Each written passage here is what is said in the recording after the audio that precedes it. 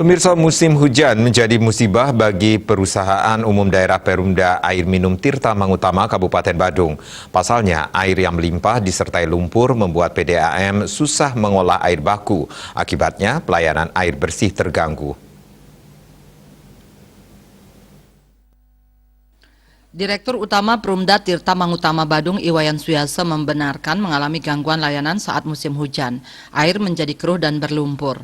Namun pihaknya tetap berupaya meminimalisir dampak dari musim hujan dan tetap memproduksi 5.000 MTU. Kalau dipaksa lebih dari itu, risikonya pompa air rusak. Pihaknya pernah mengolah air keruh mencapai 20.000 MTU di Belusung.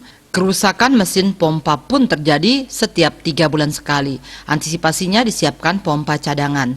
Selain menyiapkan pompa cadangan, Suyaso mengaku juga sedang merancang bak praset untuk menampung air yang keruh sebelum dilakukan pengolahan. Karena itu, pihaknya berharap masyarakat memaklumi terganggunya suplai air bersih saat musim hujan. Pihaknya juga telah menyiapkan tangki air untuk memenuhi kebutuhan air bersih di masyarakat.